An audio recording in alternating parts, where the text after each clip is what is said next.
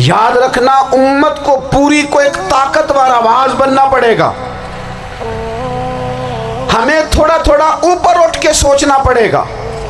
خدا را اللہ تعالیٰ مجھے معاف کرے اگر کوئی بات میں ستی کر رہا ہوں. دل کی گہرائی سے عرض کرتا ہوں اب تو بڑا سخت وقت آ گیا. اب چونکہ اب تو کیمرے کی آنکھ آئی ہے تو وہ زخمی بچے دیکھے نہیں جاتے, وہ تڑپتی مائیں دیکھی نہیں جاتی, وہ سسکتی اور آواز دیتی بیٹیاں سنی نہیں جاتی. وہ آوازیں ایسی ہیں جیسے وہ رات کے سناٹوں میں چیخیں بن کے لوگوں کو جگایا کریں گی.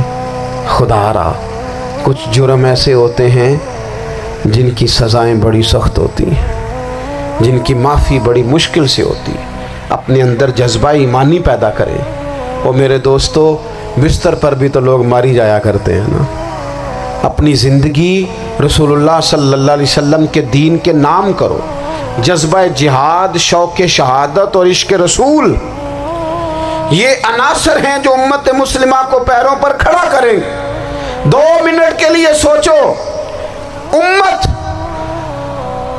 اگر اسی طرح کٹتی رہی, پریشان رہی, دکھتی رہی اور باری باری کر کے, اقبال نے کیا کہا تھا, اس نے کہا تھا وطنوں میں, انہوں نے کہا تھا کہ ان تازہ خداؤں میں بڑا سب سے وطن ہے, جو پیرہن اس کا ہے وہ مذہب کا کفن ہے. تو اقبال ہم کیا کریں, کہنے لگے بازو تیرا توحید کی قوت سے قوی ہے, اسلام تیرا دیس ہے, کیونکہ تو مصطفی ہے. تو بحیثیت مسلمان سوچنا شروع کر, بحیثیت مسلمان, اور یوں تو سید بھی ہو, مرزا بھی ہو, افغان بھی ہو, تم سبھی کچھ ہو, بتاؤ کہ مسلمان بھی ہو. تمہارے اندر کہیں سے کوئی مومن بھی بولتا ہے کہ نہیں؟ علاقائی تعصبات اور ملکی سرحدوں میں قید ہو جانے والوں, تم ایک نبی کی امت ہو. کیوں نہیں سمجھتے کہ جب کشمیر کی بیٹی روتی ہے تو مدینے والے محبوب پاک علیہ السلام کی امت کی بیٹی روتی ہے, جب فلسطین کی بیٹی روتی ہے تو امت کی بیٹیاں روتی. خدا را کچھ درد دل اپنی طبیعت میں پیدا کریں. میں حکمرانوں کی بات نہیں کرتا, میں تو عام لوگوں سے ایسے تبصرے سنتا ہوں جو نہیں کرنے چاہیے. وہ نہیں جی نہیں, دوسرا رخ بھی دیکھو, عام آدمی اٹھ کے, عام لوگ بھی یہ خطرناک سوچیں اور ان سے خوفناک نتائج برآمد ہوں گے. مساجد, مدارس, میں آپ سے عرض کروں اتنی ڈٹ کے مخالفت ہوتی ہے نا مدرسوں کی, اتنی ڈٹ کے. میں ادارہ چلاتا ہوں, اس کے چلانے میں جو مشکلات ہیں وہ تو ہم بتا نہیں سکتے آپ کو, اس لیے کہ میری قوم, میرا اس قوم سے تعلق ہے جو نعت خواں امیر کرنا چاہتی ہے, مدرسے نہیں.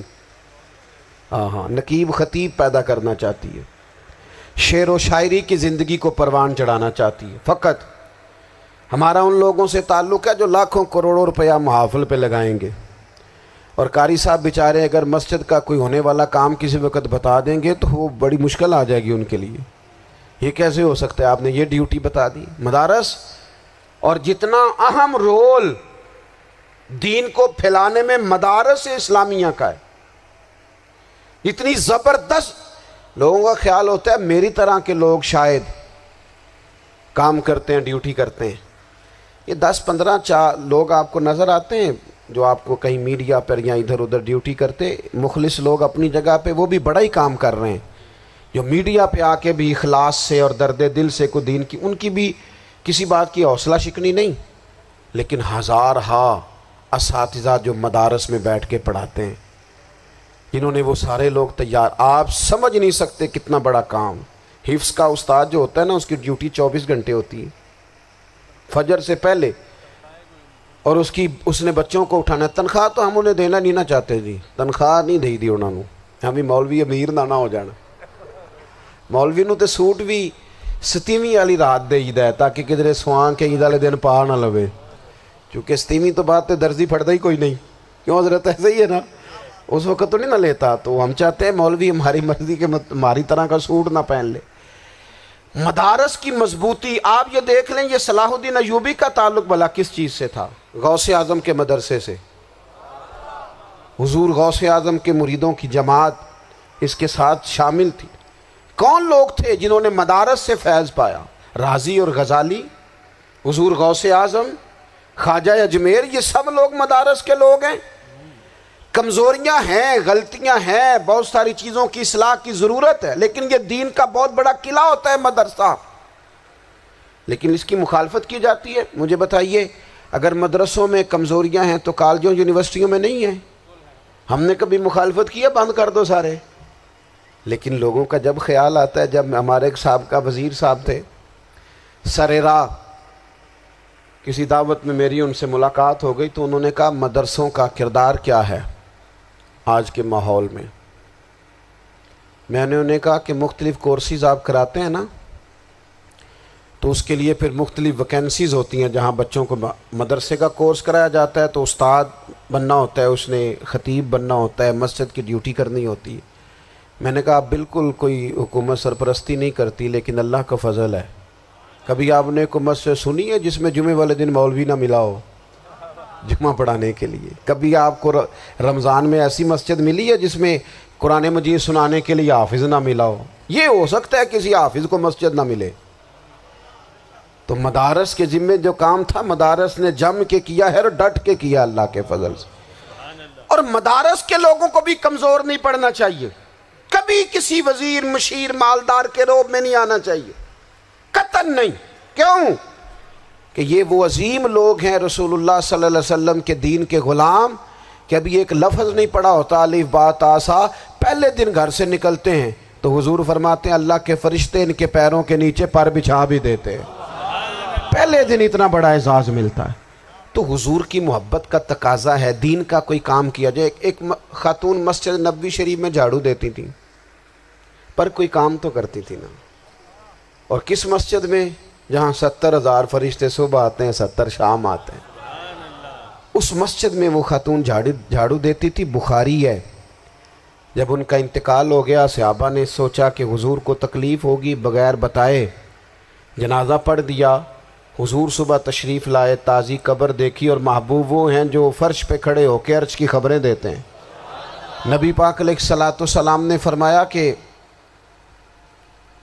مجھے اطلاع کیوں نہیں دی اس کے انتقال کی؟ یہ کرم دیکھو، کوئی ڈیوٹی تو کرتی تھی نا یار، پر خلوص سے، پر پیار سے، پر اللہ کو راضی کرنے کے لیے، پر درد دل سے۔ اور دین کی ڈیوٹیاں کرنے والے دوستو سنو، حضور صبح آئے، قبر کو دیکھ کر فرمایا مجھے کیوں نہیں بتایا؟ یا رسول اللہ آپ کو تکلیف دینا مناسب نہ جانا؟ تو قبر پہ کھڑے ہو کے حضور نے فرمایا صف بناؤ میں دوبارہ جنازہ پڑھاؤں گا، صف بناؤ میں دوبارہ جنازہ پڑھاؤں گا۔ کوئی ڈیوٹی تو۔ تیسرا تقاضا حضور کی محبت کا، سمجھو میں بس بڑی جلدی بات سمیٹنے لگا ہوں۔ حضور کی امت سے پیار کرو، یہ نبی پاک کی محبت کا تقاضا ہے۔ حضور اس بندے سے بڑے راضی ہوتے ہیں جو حضور کی امت سے امت کی کریں گے۔ نبی پاک علیہ السلام نے فرمایا مسلمان کی مثال ایک جسم کی طرح ہے، جسم کے ایک حصے کو تکلیف ہو تو سارا آزمائش میں آ جاتا ہے۔ مجھے بتاؤ یہ انگلی درد کرتی ہو، یہ انگلی جسم کا حصہ ہے نا، تو میرا خیال ہے دماغ یہ کہہ دے گا کہ انگلی کی درد ہے نا مینوں کی لگے، دل کہہ دے گا کوئی نہیں ٹینشن لینے انگلی کا مسئلہ ہے نا۔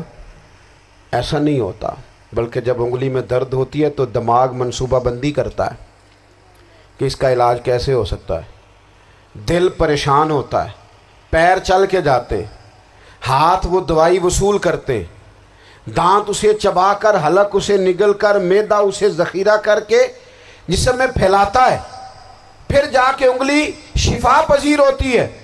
ایک حصے کو درد ہو تو سارا حصہ کام پہ لگ جاتا ہے۔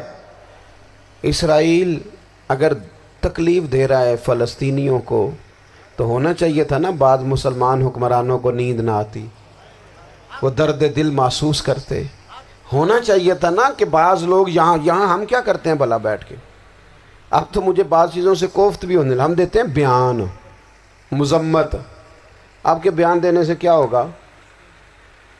فلانے نے بھی بیان دے دیا، فلانے نے بھی کلپ دے دیا، یہ کیا کر رہے ہیں؟ یہ تو آپ زندہ رہنا چاہتے ہیں۔ وہ جس طرح آج کل ہمارے ہاں بہت ساری چونکہ جماعتیں ہیں تو کشمیر ڈے آتا ہے نا تو مل کے ریلی نہیں نکالی جا سکتی، سوال نہیں پیدا ہوتا، کیونکہ ہمیں جماعتوں کو زندہ رکھنا ہے۔ اس جماعت کی خبر الگ لگنی چاہیے، اس جماعت کی خبر الگ تو ایسے کوئی انقلاب آئے گا؟ یاد رکھنا، امت کو پوری کو ایک طاقتور آواز بننا پڑے گا. ہمیں تھوڑا تھوڑا اوپر اٹھ کے سوچنا پڑے گا. خدا را اللہ تعالیٰ مجھے معاف کرے اگر کوئی بات میں سطحی کر رہا ہوں. دل کی گہرائی سے عرض کرتا ہوں، اب تو بڑا سخت وقت آ گیا. اب چونکہ اب تو کیمرے کی آنکھ آئی ہے تو وہ زخمی بچے دیکھے نہیں جاتے، وہ تڑپتی مائیں دیکھی نہیں جاتی، وہ سسکتی اور آواز دیتی بیٹیاں سنی نہیں جاتی. وہ آوازیں ایسی ہیں جیسے وہ رات کے سناٹوں میں چیخیں بن کے لوگوں کو جگایا کریں گی. خدا را کچھ جرم ایسے ہوتے ہیں جن کی سزائیں بڑی سخت ہوتی ہیں، جن کی معافی بڑی مشکل سے ہوتی. اپنے اندر جذبہ ایمانی پیدا کریں. اور میرے دوستو، بستر پر بھی تو لوگ ماری جایا کرتے ہیں نا. اپنی زندگی رسول اللہ صلی اللہ علیہ وسلم کے دین کے نام کرو. جذبہ جہاد، شوق شہادت اور عشق رسول، یہ عناصر ہیں جو امت مسلمہ کو پیروں پر کھڑا کریں. 2 منٹ کے لیے سوچو، امت اگر اسی طرح کٹتی رہی، پریشان رہی، دکھتی رہی اور باری باری کر کے، اقبال نے کیا کہا تھا؟ اس نے کہا تھا وطنوں میں، انہوں نے کہا تھا کہ ان تازہ خداؤں میں بڑا سب سے وطن ہے، جو پیرہن اس کا ہے وہ مذہب کا کفن ہے. تو اقبال ہم کیا کریں؟ کہنے لگے بازو تیرا توحید کی قوت سے قوی ہے، اسلام تیرا دیس ہے، کیونکہ تو مصطفی ہے. تو بحیثیت مسلمان سوچنا شروع کر، بحیثیت مسلمان. اور یوں تو سید بھی ہو، مرزا بھی ہو، افغان بھی ہو، تم سبھی کچھ ہو، بتاؤ کہ مسلمان بھی ہو. تمہارے اندر کہیں سے کوئی مومن بھی بولتا ہے کہ نہیں؟ علاقائی تعصبات اور ملکی سرحدوں میں قید ہو جانے والوں، تم ایک نبی کی امت ہو. کیوں نہیں سمجھتے کہ جب کشمیر کی بیٹی روتی ہے تو مدینے والے محبوب پاک علیہ السلام کی امت کی بیٹی روتی ہے؟ جب فلسطین کی بیٹی روتی ہے تو امت کی بیٹیاں روتی. خدا را کچھ درد دل اپنی طبیعت میں پیدا کریں. میں حکمرانوں کی بات نہیں کرتا، میں تو عام لوگوں سے ایسے تبصرے سنتا ہوں جو نہیں کرنے چاہیے. وہ نہیں جی نہیں، دوسرا رخ بھی دیکھو. عام آدمی اٹھ کے، عام لوگ بھی یہ خطرناک سوچیں اور ان سے خوفناک نتائج برآمد ہوں گے. تو 3 باتیں میں نے آپ کی خدمت میں عرض کی ہیں. ایک تو کوشش کریں اپنی زندگی کے اندر کہ زندگی کو سادہ کریں. پیسہ ضرور کمائیں لیکن پیسے سے پیار نہ کرو، پیار تو مدینے والے رسول سے کرنا. دولتیں، ہرس، ہوس، طمع، ان سے باہر آؤ. اور دوسری گزارش آپ کی خدمت میں یہ عرض کی ہے، کچھ نہ کچھ دین کا کام، اور اس میں بھی شہرتوں سے بچتے ہوئے، تصویروں سے بچتے ہوئے. میں ہر محفل میں شاید کہتا ہوں میری فوٹو آ رہی ہے اور لائیو آ رہا ہے اور فلاں ہو رہا ہے، لیکن اس محفل کا خوبصورت انسان وہ ہے جو سب سے پیچھے بیٹھا ہے. وہ کسی فوٹو کے لیے نہیں آیا. اور میں ڈھیر سارے لوگ دیکھ رہا ہوں، یہ جو آگے بیٹھ جاتے ہیں بعض اوقات 5 7 10 لوگ، یہ بڑی تصویر سازی کرتے ہیں، لیکن جو پیچھے بیٹھے ہوتے ہیں ان کی کوئی فوٹو نہیں آتی. اور میں نے بہت سارے لوگوں کو دیکھا ہے کبھی موبائل کو ہاتھ بھی نہیں لگاتے، لیکن جن کے لیے آئے ہیں انہیں تو پتہ ہے نا کون کون آیا ہے. اور کچھ دین کے لیے کریں. اور تیسری گزارش آپ کی خدمت میں یہ ہے کہ امت بن کر بھی ضرور سوچیں اور امت کے دکھوں کا مداوع بھی کریں اور امت مسلمہ کا درد بھی اپنے سینے میں ضرور محسوس کریں. اللہ تعالی ہماری اس بزم کو. یہ ایک بات اور سن لیں جی، نبی پاک علیہ الصلوۃ والسلام نے ارشاد فرمایا، لائیں جی، حضور سید عالم علیہ الصلوۃ والسلام نے ارشاد فرمایا کہ جب تک بندہ اللہ کے بندوں کی مدد میں رہتا ہے نا، اللہ بھی اس کی مدد کرتا رہتا ہے. یعنی اگر آپ امت کے لیے سوچتے ہیں، کوئی امت کے لیے فکر پیدا کرتے ہیں، کچھ امت کی سوچیں لاتے ہیں، تو اللہ بھی مدد فرمائے گا. اور یہ بات اچھی طرح یاد رکھیں، جب بھی بندہ کوئی ایسا کام کرتا ہے نا جو خالص اللہ کی رضا کے لیے ہو تو رب کی مدد ضرور آتی ہے. وَلَقَدْ نَصَرَكُمُ اللَّهُ بِبَدْرٍ وَأَنْتُمْ أَذِلَّةٌ. تو یہ کام کریں گے تو اللہ کی مدد بھی آئے گی. اللہ توفیق عطا فرمائے. وَمَا عَلَيْنَا إِلَّا الْبَلَاغُ.